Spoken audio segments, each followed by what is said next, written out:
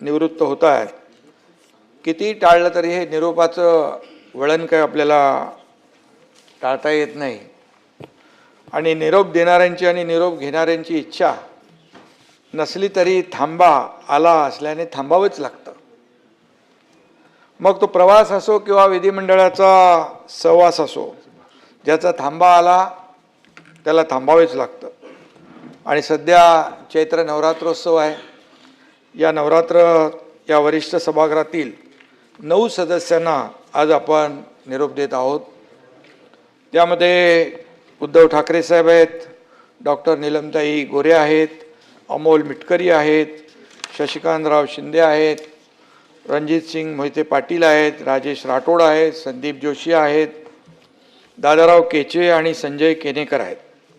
हे आपले 9 सहकारी कार्यकाळ पूर्ण झाल्याने आज निवृत्त होत आहेत.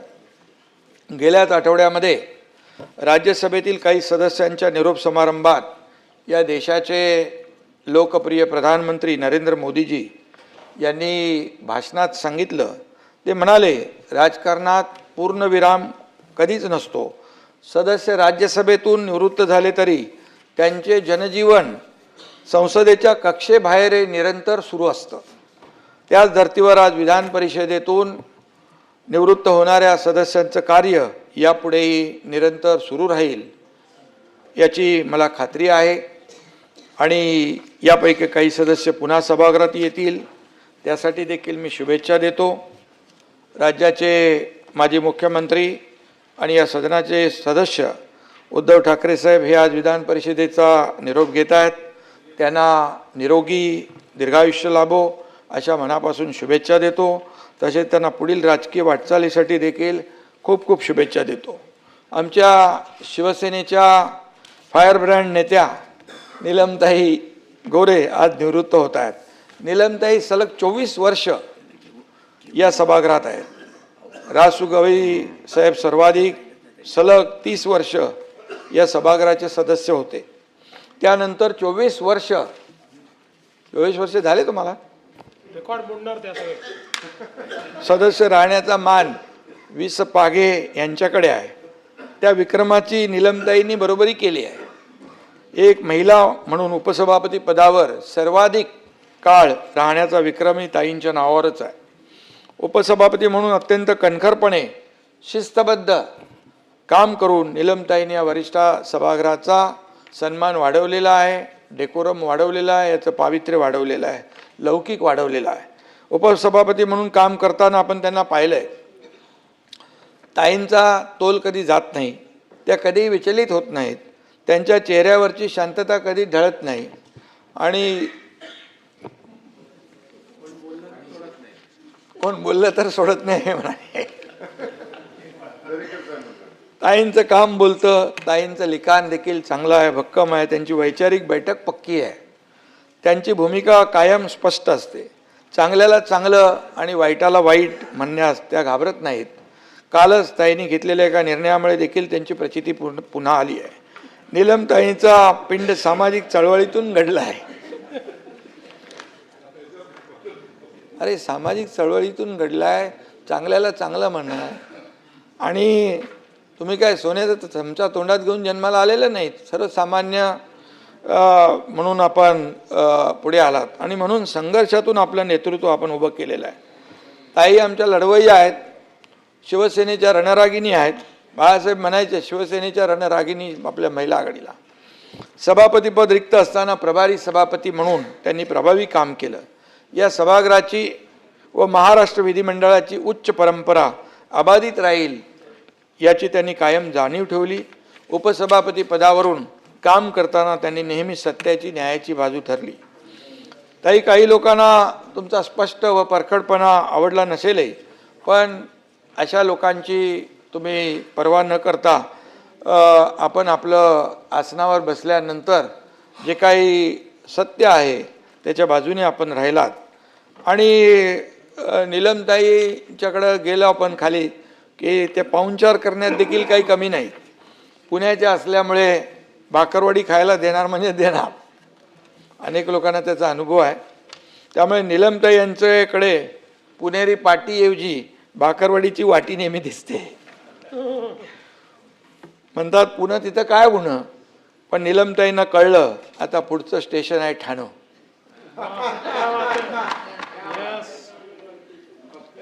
कारण बाळासाहेबांचे विचार आहे ठाण्यानेच जपले, वाढवले, जोपासले.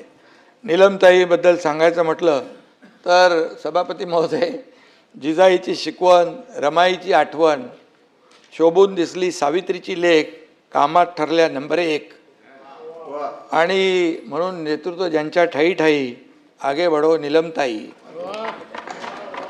ताई, तुमच्या हातून उत्तम कार्य घडत राहो अशा तुम्हाला मनापासून मी शुभेच्छा देतो.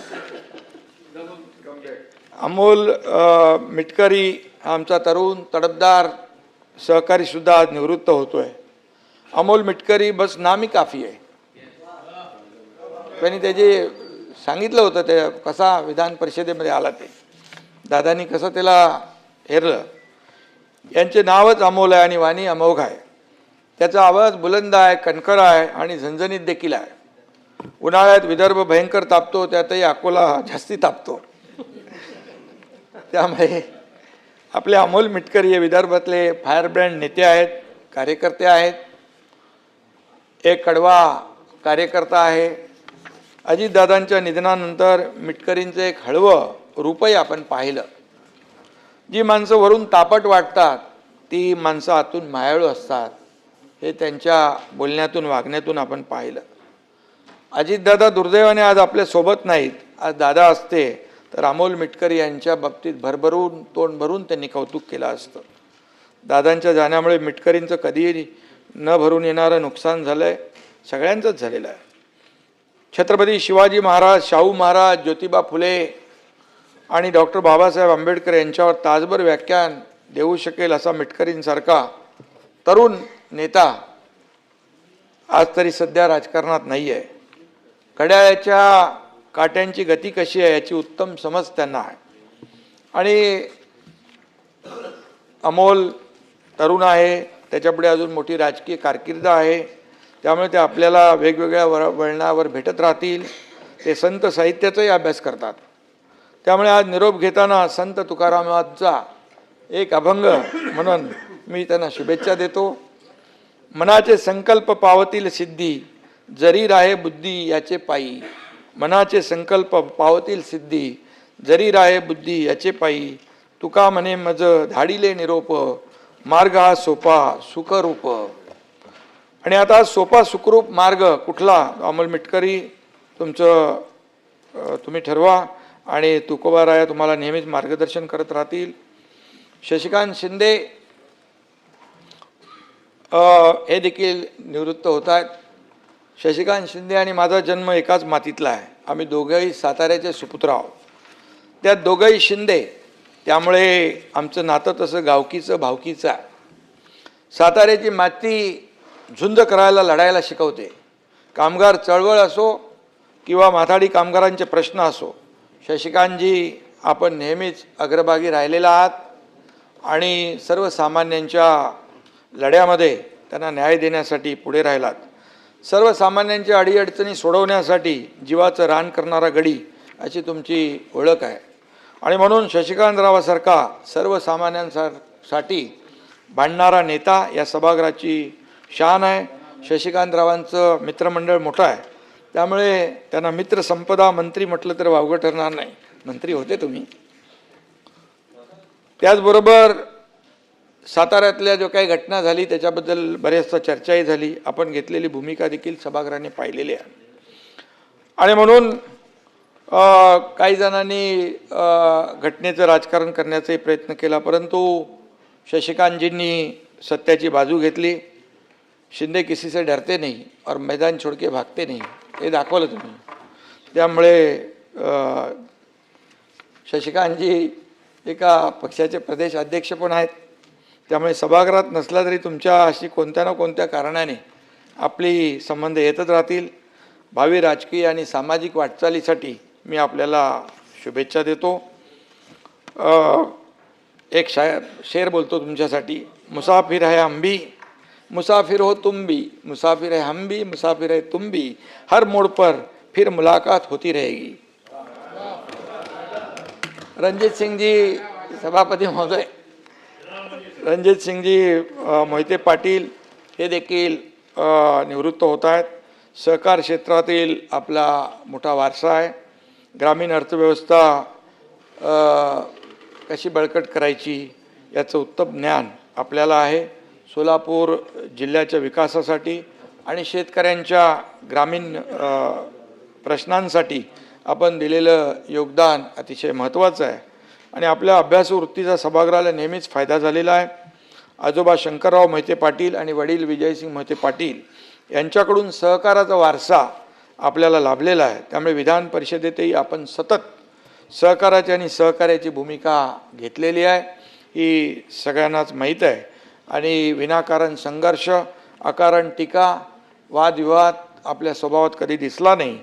आणि त्यामुळे मी आपल्याला एवढंच सांगतो की आपल्याला पुढच्या वाटचालीत देखील मी मनापासून शुभेच्छा आपल्याला देतो. राजेश धोंडीराम राठोड हे देखील निवृत्त होत आहेत. राजेशजी जो वरिष्ठ सभागृहातील एक शांत आणि संयमी व्यक्तिमत्व म्हणून सगळेजण आपल्याकडे पाहतात. समाजातील वंचित आणि उपेक्षित घटकांच्या प्रश्नावर आपण या सभागृहात वेळोवेळी प्रकाश टाकला आहे. ग्रामीण भागातील विकास कामं आणि पायाभूत सुविधा यावर आपला नेहमी भर असतो. सामाजिक उपक्रमांद्वारे वंचित घटकांना मदत करणं, त्यांना न्याय मिळवून देणं, अशा प्रकारचा परोपकारी स्वभाव आपल्या वागण्यातून नेहमी जाणवला. स्थानिक प्रश्नांना शासन पातळीवर या सभागृहाच्या माध्यमातून देखील मांडण्याचं काम आपण केलं आणि त्यांना देखील न्याय मिळवून देण्याचं काम आपण केलेलं आहे. सभागृहात विरोधी पक्षाची गरज असते, त्यातही राजेश राठोड यांच्यासारखे शिक्षण क्षेत्रातील लोकप्रतिनिधी यांची देखील आवश्यकता असते. आपलं योगदान, सुस्वभाव सभागृहाच्या कायम स्मरणात राहील आणि म्हणून आपल्याला पुन्हा एकदा मनापासून शुभेच्छा देतो. संदीप भाऊ जोशी, दादाराव केचे आणि संजयराव केनेकर या 3 सदस्यांची साथसंगत मला वाटतं आपण वर्षभरात 13 महिने या ठिकाणी लावली. पण या एका 13 महिन्याच्या काळातही या सभागृहात आपली चमक त्यांनी दाखवली आणि त्यांनाही मी भावी वाटचालीसाठी शुभेच्छा देतो. संदीप जोशी म्हणजे आपले नागपूरकर, कला क्रीडा साहित्य क्षेत्रात माहोल करणारा माणूस. नागपुरात संदीप भाऊ का माहोल अलग माहोल आहे. कुठे गेले? कारण नागपूर महापालिकेचे ते महापौर होते आणि विधान परिषद सदस्य असा आपला प्रवास यशस्वी ठरला आहे. तुम्ही राजकारणातील तरुणांसाठी खऱ्या अर्थाने एक प्रेरणास्थान आहात. युवकांचे प्रश्न आणि शहराचा विकास यावर आपली पकड आहे. संदीपराव राजकीय नेत्यातला कार्यकर्ता जोपर्यंत जिवंत आहे तोपर्यंत तो कधी संन्यास घेऊ शकत नाही. संन्यास घेतो म्हटले होते का ते? अरे तुम्ही असताना कसं काय संन्यास घेतो? परत आणला तोपर्यंत तुम्ही त्या हाडाचे कार्यकर्ते, त्यामुळे संन्यास घेण्याचा विचार त्यांनी बदलला आहे आणि आता 6 महिने काय ब्रेक घेत आहे आणि त्यामुळे त्यांनी बदलला विचार.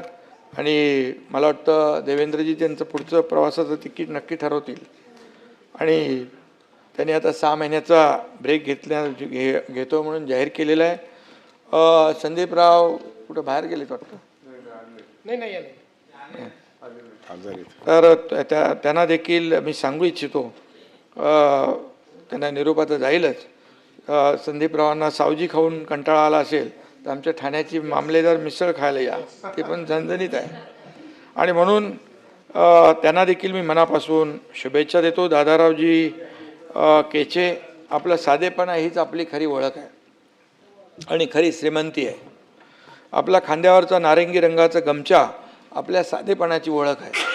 आणि म्हणून आपल्या मतदारसंघातल्या जनतेशी असलेली जी काही नाळ आपली आहे, सर्वसामान्यांशी जे काही संबंध आहेत ते जोपासलेत आपण, आणि जी काही बांधिलकी सर्वसामान्यांशी आपण जोपासलेली आहे ती खऱ्या अर्थाने वाखाणण्यासारखी आहे.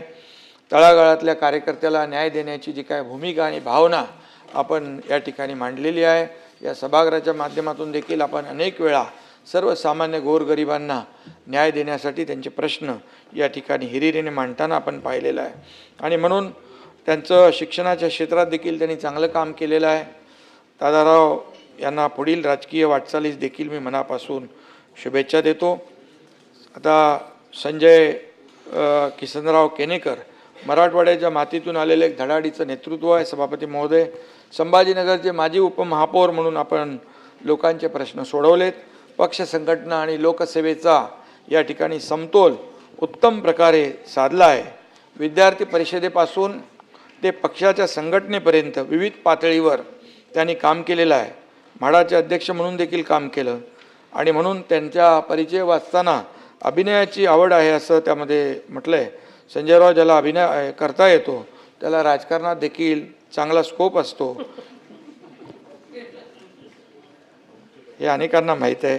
गमतीचा भाग सोडा, आज ते परिषदेचा निरोप घेत असले तरी त्यांची भावी राजकीय वाटचाल भरभराटीची असेल अशा प्रकारचा विश्वास या ठिकाणी मी व्यक्त करतो. या निरोपाच्या भाषणांमध्ये मला एवढंच म्हणावंसं वाटतं, ओ जाने वालो हो सके तो फिर लौट के आना. सभापती महोदय, या निवृत्त सदस्यांनी राज्याच्या या वरिष्ठ सभागृहात विविध संसदीय आयुधांचा वापर केला, जनतेचे प्रश्न मांडले. महाराष्ट्राचं हे वरिष्ठ सभागृह जे आहे हे खऱ्या अर्थानं वरिष्ठ आहे. त्याचा नावलौकिक उंचावण्यासाठी या जी काही कामगिरी या सर्व सदस्यांनी केलेली आहे याची दखल विधिमंडळाच्या कामकाजाच्या रूपाने इतिहास म्हणून नक्कीच घेईल आणि येणाऱ्या पिढ्यांना या कामकाजाच्या नोंदीतून अभ्यासही करता येईल, त्यातून प्रेरणा घेता येईल असा मला विश्वास या ठिकाणी वाटतोय. पुन्हा एकदा मी या सर्वांना शुभेच्छा देत असताना जाता जाता एवढंच सांगतो, सहवास सुटला म्हणून सोबत सुटत नाही, सहवास सुटला म्हणून सोबत सुटत नाही. नुसता निरोप दिल्याने नातं तुटत नाही. निरोपाचा क्षण नाही, शुभेच्छांचा सण आहे आणि म्हणून निरोपाचा क्षण नाही, शुभेच्छांचा सण आहे. तुमच्या भेटीसाठी पुन्हा आतुर हे मन आहे आणि म्हणून या बाबतीमध्ये एवढंच सांगतो, काही जणांची भेट सगळ्यांसाठी रे बाबा.